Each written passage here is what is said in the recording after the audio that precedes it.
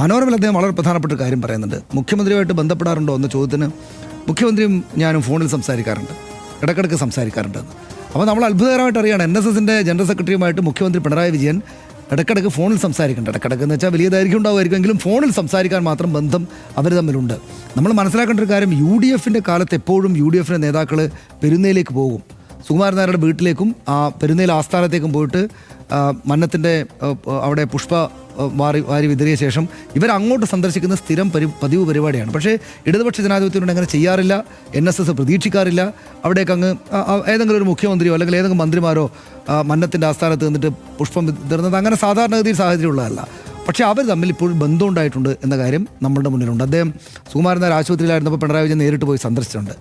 ആ ചോദ്യത്തിന് ശേഷം കോൺഗ്രസ് നേതാക്കൾ ബന്ധപ്പെടാറുണ്ടോ എന്ന ചോദ്യത്തിൽ അദ്ദേഹം പറയുന്നത് കോൺഗ്രസ്സുകാർ വരാറുമില്ല, പോകാറുമില്ല, നേരത്തെ ബന്ധമുണ്ടായിരുന്നു, ആ ബന്ധം ഇല്ലാതാക്കി അവർ തന്നെയാണ് എന്നുകൂടെ പറയുന്നുണ്ട്. അപ്പം NSS പിന്തുണക്കുന്നത് കൊണ്ട് LDF സർക്കാരിന് ഒരു ശക്തി കൂടി എന്നതല്ല ഞാൻ കാണുന്നത്. LDF സർക്കാരിന് മൂന്നാം തവണയും വന്നേക്കും എന്ന തോന്നലുണ്ടാക്കും വിധം ശക്തി കൂടിയതായിട്ട് കണ്ടിട്ട് NSS SNDPയും പോയിട്ട് പിന്തുണ കൊടുക്കുകയാണ് എന്നതാണ് എൻ്റെ പോയിന്റ്.